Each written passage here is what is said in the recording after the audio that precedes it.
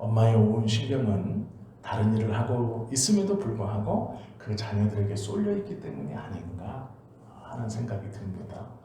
자신의 아이가 어디에 있는지 눈은 다른 곳을 보고 있어도 신경은 그 아이 쪽으로 쏠려 있는 것이죠. 다른 것에 집중하고 있어도 그 아이의 목소리나 그 아이의 울음소리가 들리는 순간 그 어머니에게는 다른 모든 것들은 잠잠해지고 그 아이의 울음소리가 가장 크게 자신의 귀 속에 들리기 때문일 것입니다. 이것은 구별이 되어지고 또 사랑하는 마음이 그 안에 있기 때문에 그렇게 반응하는 것인 것 같습니다. 시편 125편에 보면 이 시인은요, 하나님께서 어미가 자녀의 울음소리를 구별하여 들어주시고 관심을 보이고 얼른 다가와서 달래주시는 그런 어머니가 아이를 사랑하는 것, 관심을 두고 있는 것 같은 그런 하나님의 사랑에 대해서 노래하고 그 사랑을 붙들려고 또 확인해 보려고 하고 있습니다. 이 시는 예루살렘이 포위되었을 때 예루살렘을 빙 둘러서 적군들이 포위하고 있을 때 다윗이 부른 노래입니다. 특별히 적군들이 예루살렘 성을 빙 둘러서 이제 총공격을 하기 직전에 다윗이 방비를 해놓고 우리가 주님 앞에 나아가 예배해야 되지 않겠느냐라고 해서 성전에 올라가면서 부르는 노래입니다. 다윗은 특별히 성전에 올라가면서 같이 올라가는 여러 귀족들 또 종교 지도자들 백성의 대표들에게 이 하나님에 대한 자신의 신앙을 고백하면서 그들의 믿음을 좀 북돋아주고 새롭게 하는 것을 잘 했습니다. 즉 올라가며 자신의 신앙 고백을 공개적으로 하면서 절망감에 빠져 있고 조금 낙심하고 있는 사람들에게 그래 우리가 하나님께 나아가 예배하면 이 문제가 해결될 것이다 라는 자신감 그리고 그러한 믿음들을 다시 회복시켜 성전에 올라가고자 하는 그러한 마음이 있었습니다. 그래서 오늘 이 125편은 길지는 않습니다. 5절까지 있는 짧은 식구이고 이것을 히브리어로 보면 더 짧습니다. 그리고 얼마 되지 않는 구절입니다.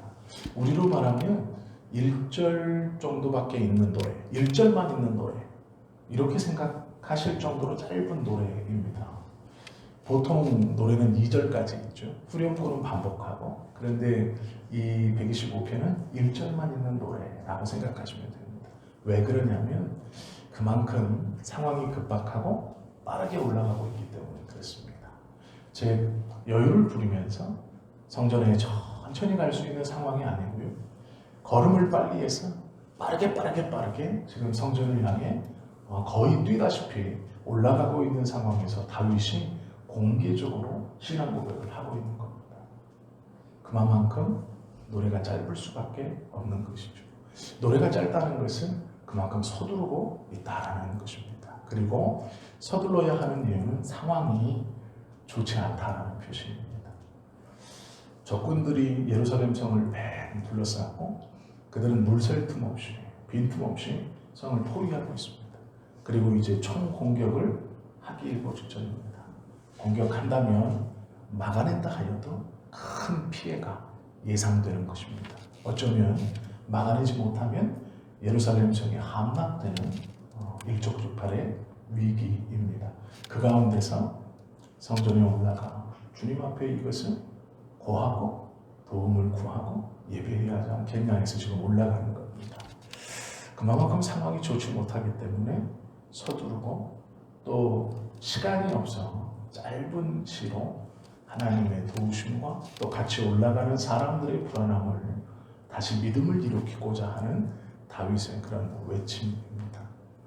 다윗은 올라가면서도 붙들고 있는 한 가지가 있었습니다. 그것이 무엇이냐면 서두에 말씀드린 어머니가 어린 아이를 돌아보고 있는 관심을 가지고 있는 그 사랑하심. 즉 우리가 지금 말도 안 되는 소리로 미사여구를 사용하거나 예배 순서를 다 지키지 못하여서 예배 드릴 수밖에 없는 이 급박한 상황. 원래 하나님의 성전에 올라갈 때도 법도가 있습니다. 그냥 내가 예배하러 간다고 막 하면 되는 것이 아니에요. 제사장들과 예배자 모두는 정결하게 새 옷으로 갈아입고 몸을 깨끗이 한 다음 기름을 발라 몸에서 땀 냄새가 나지 않게 해야 했습니다. 그리고 또 성전에 올라가면서 땀을 흘려서 자기 몸을 땀 냄새로 적시면 안 됐습니다. 즉 깨끗하게 하고 땀이 흐르지 않을 정도의 걸음걸이로 천천히 주의 성전을 향해 나아갔고 땀 냄새가 나지 않는 몸으로 주님의 성전에 나아갔어야 합니다. 그것이 가장 궁극적인 법도였습니다. 그런데 지금 다윗은 아마 그렇게 하고 있지 못한 것 같습니다. 그만큼 급박한 것이죠. 상황이 급한 것입니다. 백성들도 마찬가지였을 겁니다. 우리가 지금 가장 기본적인 주님 앞에 나아가는 가장 기본적인 것도 지키지 못하면서 하나님 앞에 예배를 드리러 올라가고 있습니다. 마음에 불안함이 왜 없겠습니까? 뒤에는 적군이고 앞에는 하나님께 나아가지만 하나님께 나아감에 있어 평소에 지켰던 그 어떤 것도 지키지 못하고 그저 올라가고 있는 거죠. 아마 올라가서도 예배의 순서를 하나하나 지켜가며 하지 못했을 겁니다. 그렇게 급하게 올라가고 있습니다. 그러면서 다윗이 의지하는 하나는 하나님의 사랑입니다. 그럼에도 다윗은 흔들리지 않습니다. 법도를 지키지 못하고 하나님께 나아가는 율법의 그 규칙들을 다 지키지 못하고 있는데도 다윗은 흔들리지 않습니다. 무엇을 흔들리지 않느냐? 하나님의 지키심과 보호하심입니다. 즉 적군이 예루살렘을 둘러싸고 있지만 요동하지 않습니다. 그리고 다윗은 평소대로 급하게는 올라가고 있지만 자신이 주님의 성전을 향해 올라가면서 평소에도 불렀던 하나님을 향한 찬양의 노래를 잊지 않고 부르고 있습니다. 그것이 125편입니다. 급한 상황을 무시하는 게 아닙니다. 뛰지 않고 있는 게 아닙니다. 뛰고 있고 상황이 급한 것은 알지만 그 마음 중심에 있는 하나님에 대한 신뢰는 변함이 없습니다. 그래서 그 급한 중에도 자기가 평소에 하나님의 성전을 향해 나아가면서 불렀던 노래를 생략하지 않습니다. 즉, 그 믿음의 고백을 지금 이 급한 상황에서도 큰 소리로 공개적으로 많은 사람들이 들을 수 있도록 고백하고 있는 것이 125편입니다. 그러기에 내용은 짧지만 함축적으로 다윗이 고백하는 신앙과 다윗이 원하는 바가 무엇인지를 분명하게 노래하고 있는 그러한 시편입니다. 1절은 이렇게 말하죠. 여호와를 의지하는 자는 시온산이 흔들리지 아니하고 영원히 있음 같도다. 즉 흔들리지 않는다라고 말합니다. 산들이 예루살렘을 두름과 같이 여호와께서 그의 백성을 지금부터 영원까지 두르시리로다. 즉 하나님이 보호해 주실 것이다라는 것입니다. 적군들이 몰려와서 예루살렘城을 빽빽하게 외워싸고 있지만 하나님을 믿는 자는 담대할 것이다. 그리고 눈에 보이는 저 적군들보다 하나님께서 우리를 둘러싸 돌보아 주심이 더 크다. 이렇게 노래하고 있는 것입니다. 요동하지 않을 것이다. 적군은 예루살렘을 둘러쌌지만 하나님은 이 예루살렘을 동일하게 둘러싸 주고 계신다. 그러기에 눈에 보이는 두려움으로 무너지지 말자. 의심하지 말자. 하나님에 대한 평강을 잃지 말자. 노래하고 있는 것이죠. 이사야서 26장 3절에 보시면 주께서 심지가 견고한 자를 평강의 평강으로 지키시리니 이는 그가 주를 신뢰함이니라 말씀하고 있습니다. 심지가 견고한 자라는 것은 뭘까요? 자존심이 센 사람? 아닙니다. 하나님에 대한 신뢰가 굳은 사람입니다.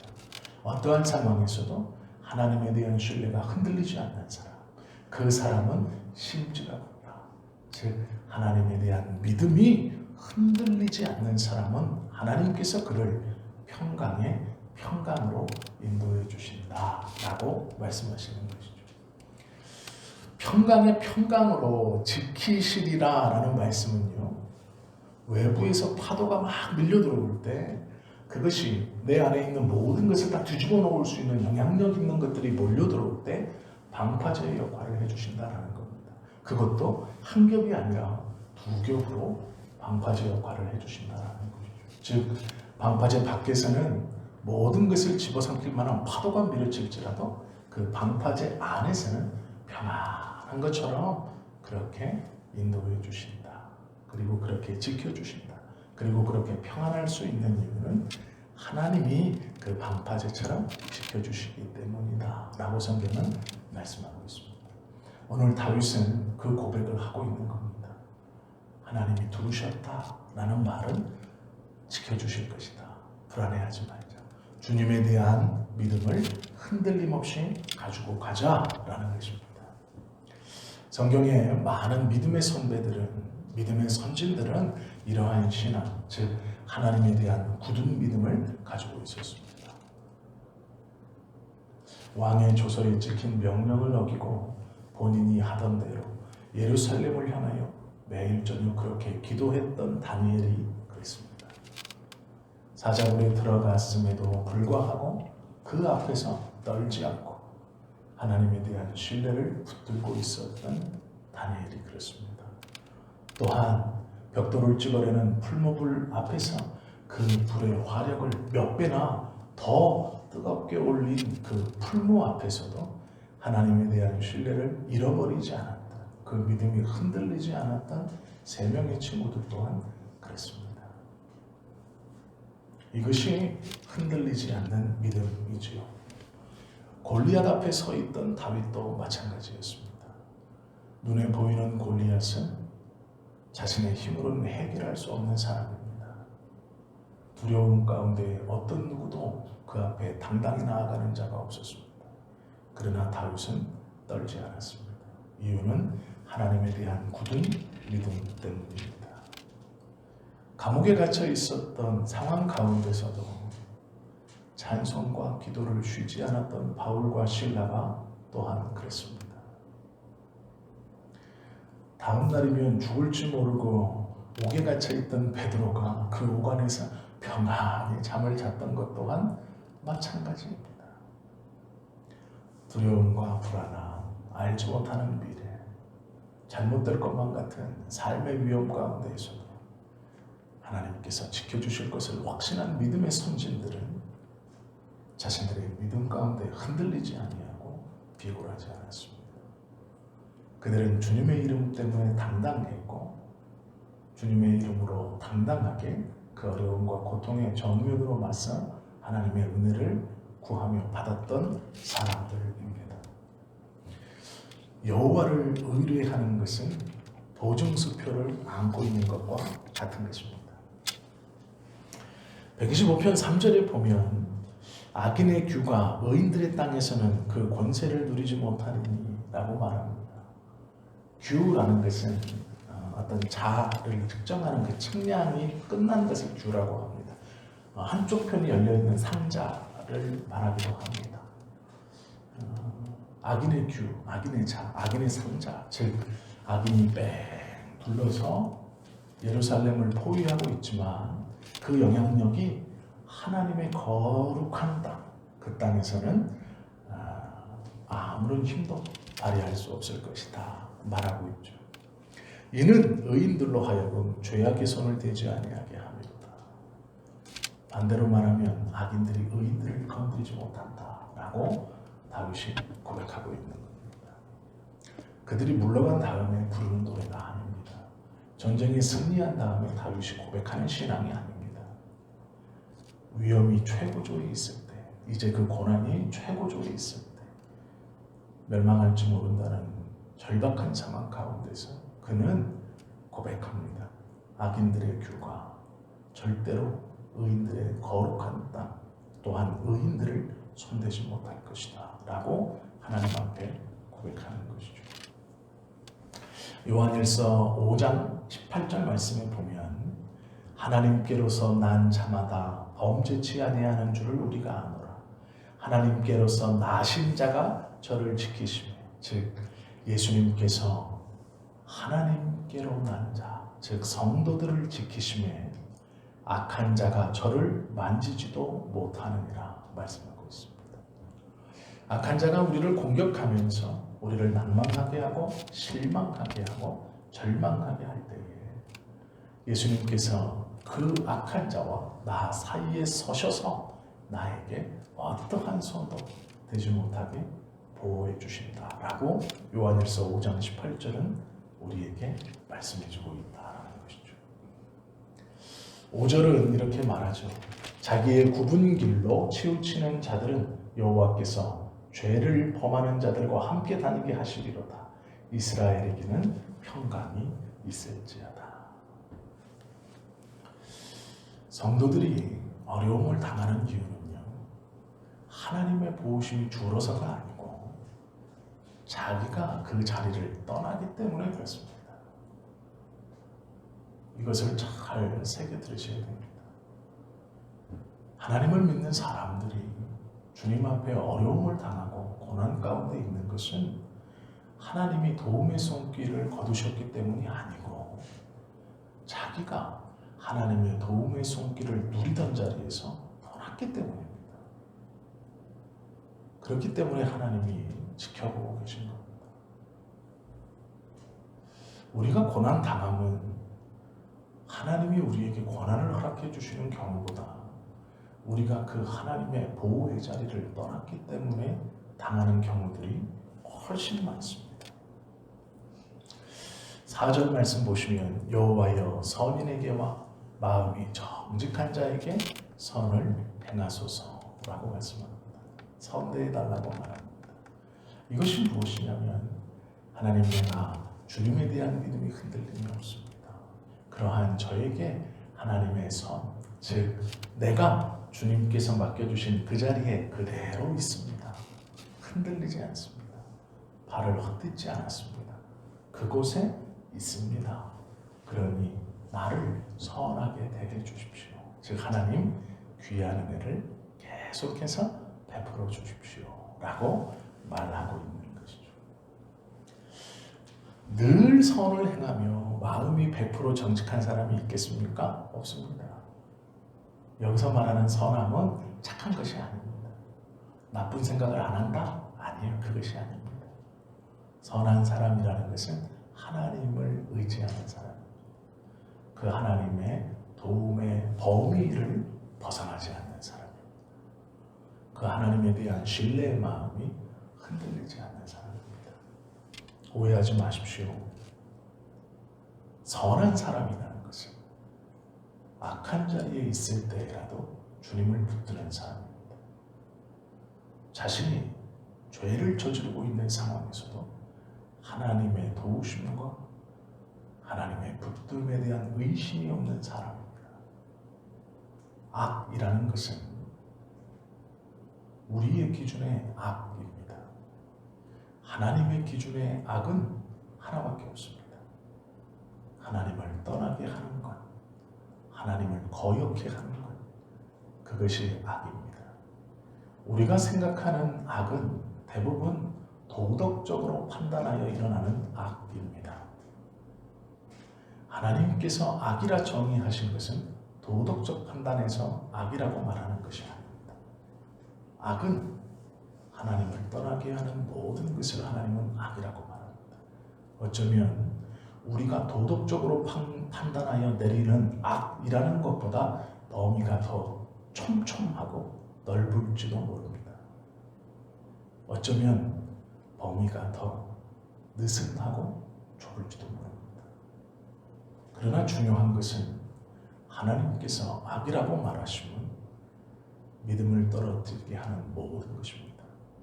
비록 우리가 악의 자리에 있을 때라도 하나님에 대한 의심이 분명하고 하나님에 대한 신뢰가 분명하다면 하나님은 그 악한 것을 선한 도구로 바꾸어 쓰신다는 것입니다. 그것까지도 의심 없이 믿는 것이 신앙입니다. 하나님께서 나의 인생을 주관하고 계신다면, 내가 흔들림 없는 믿음을 갖고 있다면, 이 상황과 여건 속에서도 끊임없이 하나님에 대한 신뢰를 거두지 않는 것, 하나님에 대한 믿음이 흔들리지 않는 것, 그렇다면 그것은 우리 눈에 악일지라도 하나님이 보시기에는 악이 아닐 수도 있습니다. 우리의 생각과 경험으로 하나님에 대한 믿음을 재단하고 선을 긋는 것은 어리석은 짓입니다. 하나님께서 흔들리지 않는 믿음이라고 말씀하시는 것은 모든 경우에 하나님을 끝까지 붙들고 의지하는 믿음, 마음, 신뢰입니다. 선을 행하며 마음이 100% 정직하면 좋겠습니다. 그러나 사람은 그럴 수 없습니다. 그러기에 그렇지 못한 마음과 행동 가운데 있을 때라도 하나님에 대한 신뢰를 의심하지 않는 사람, 그 사람을 정직하다 하나님은 말씀합니다. 다윗이 그러했고 아브라함이 그러했고 하나님을 끝까지 의지하는 믿음의 사람들이 그러했습니다. 그들도 실수하고 그들도 넘어지고 그들도 악의 유혹에 따라 죄를 짓고 그 죄 때문에 마음 아파하며 방황하고 그 죄악으로 인하여 하나님의 징계를 경험하기도 했습니다. 그러나 그들은 그 어떤 순간에서도 하나님에 대한 신뢰를 저버리지 않았습니다. 하나님에 대한 믿음을 끝까지 놓지 않았습니다. 하나님이 그러기에 그들을 믿음의 조상으로 내 마음의 합한 자로 선언하시고 불러주신 것이라는 것이죠. 히브리서 11장 38절에 보면 이런 말씀이 있습니다. 저희가 광야와 산중과 암혈과 토굴에 유리하였느니라. 이 말씀만 떼면 집도 절도 없이 땅의 구덩이를 파고 바위산에 들어가고 동굴 속에 들어가며 쫓겨다닌다. 그럼 저희가 누가 이렇게 쫓겨다녔느냐라고 우리가 되물을 수 있습니다. 그런데 그 앞절은 이렇게 되어 있습니다. 이런 사람은 세상에 감당치 못하도다 라고 하며 그 뒤에 붙어있는 말이 저희가 광야와 산중과 암혈과 토굴에 유리하였느니라 라고 말씀합니다. 우리가 잘 아는 말씀, 이런 사람은 세상에 감당할 수 없는 사람입니다. 믿음이 좋은 사람입니다. 집도 있고 번듯한 차도 있고 다 가지고 있어야 되죠. 믿음이 좋은데. 그런데 세상에 감당할 수 없는 믿음을 가지고 있는 이 사람이 암혈과 토굴과 산중과 광야에 유림하는 자라고 표현합니다. 믿음이 좋아 다 누리고 살아야 할 것 같은데 세상이 감당할 수 없는 믿음을 가졌음에도 불구하고 우리의 기준에 그런 것을 떠돌아다니는 삶, 믿음을 가져서 무엇하나 라고 생각할 수 있는 그런 삶을 살아간다 라고 성경은 말씀하고 있다는 거죠. 믿음의 기준이, 우리가 가지고 있는 믿음의 기준이, 그 보상이 어느 것에 있는가에 대한 깊은 묵상을 하게 하는 말씀입니다. 믿음이 좋으면 형통하고 잘 먹고 잘 살고 잘 돼야 되는데 유린하고 떠들고 집도 절도 없이 토굴과 산중과 암굴을 쫓아다니면서 살아가야 하는데 문제는 그렇게 살아가는 사람들이 세상에 감당할 수 없는 믿음을 가진 사람들이라는 데 있습니다. 그러나 그들은 세상에서의 성공과 보상은 기준이 아닙니다. 산중과 암굴과 토굴과 광야를 유림하는 자라 할지라도 하나님에 대한 신뢰가 흔들림 없어 결국 그 사람은 이스라엘의 왕이 되는 것입니다. 하나님께서 가장 낮은 곳까지 그리고 또한 가장 높은 곳까지 그 어느 곳이든 허락해 주실 수 있는 것이죠. 다윗은 하나님에 대한 신뢰를 흔들림 없이 가지고 있었던 사람입니다. 그러나 그는 벌판에서 밤을 지새우기도 하고 토굴 속에서 먹을 것이 없어 물 한 모금 마실 것이 없어 목말라 며칠씩 그 갈증을 견뎌낸 사람이기도 합니다. 자신을 따르는 것은 비류자요 불량매이며 깡패들만 따랐을 때도 있었습니다. 심지어는 블레셋 왕궁에 들어가 미친 척하며 콧물을 흘리고 침을 닦아내며 반실성한 사람처럼 살아나온 경우도 있었습니다. 그러나 그는 하나님에 대한 굳은 신뢰를 가지고 그 모든 시간 하나님을 의심하지 않았습니다. 그리고 그는 왕이 되었고 왕이 된 이후에도 국가적으로 들어오는 큰 고난과 어려움 속에서도 그는 하나님에 대한 신뢰를 저버리지 않았습니다. 그러기에 우리가 아시는 것처럼 그의 나라가 번성했고 하나님은 그의 왕위가 영원할 거라 약속하셨고 그는 이스라엘 백성들 가운데 가장 존경받는 왕으로 지금도 기억되고 있습니다. 그리고 무엇보다도 내 마음에 합한 자라는 놀라운 하나님의 음성이 그 다윗에게는 허락되어지고 또 우리는 부러움으로 그 다윗의 믿음을 오늘도 함께 보고 있는 것이죠. 하나님을 믿는 신앙 때문에 광야와 산중 그리고 암굴에 유리하며 토굴에 살았지만 그러한 시간을 거치지만 그때라도 믿음의 굳은 신념을 흐트러뜨리지 않는 그 사람은 세상이 감당할 수 없는 존재가 될 것입니다. 하나님은 오늘도 이러한 믿음을 찾고 계십니다. 이러한 성도들을 원하고 계십니다. 편안하고 형통할 때 고백되어지는 믿음도 귀하지만 힘들고 어려운 가운데 말할 수 없는 기도의 제목이 있고 애끓는 눈물의 기도가 있을 때 모든 것이 틀어져 버린 것 같은 상황 속에서도 끝까지 하나님을 붙들고 의뢰하고 있는 사람, 적군이 에워싸 언제 망할지 모르는 그 상황 한복판에서도 주님의 성전에 올라가며 하나님에 대한 믿음을 고백하고 선언하는 다윗과 같은 그 믿음의 사람을 오늘도 찾으시는 중입니다. 어쩌면 오늘 우리는 이 저녁에 그 믿음의 고백을 드릴 수 있는 귀한 기회를 얻은 하나님의 자녀들일지 모릅니다. 불러주셔서 말씀을 나누게 하시고 깨닫게 하시면 우리로 그 고백의 주인공이 되게 해주시기 위해서 우리에게 기회를 허락해 주신 것일지 모릅니다. 그러기에 이 저녁 기도하실 때 하나님 나에게 그러한 믿음의 고백, 흔들리지 않는 믿음의 고백, 내 입술로 주님께 그 고백을 하며 또 고백드리며 고백하며 이 시간 기도할 수 있는 그러한 사람이 되게 해주십시오 라고 기도하면서 하나님 앞에 우리의 믿음을 증거합니다. 하나님은 그것을 분명 기뻐하실 것입니다. 어떠한 상황에서든지 형편에서든지 주님을 의뢰하며 나가는 믿음의 성도들, 하나님의 자녀들이 되시는 저와 여러분 모두가 되시기를 예수님의 이름으로 축원합니다. 기도하겠습니다.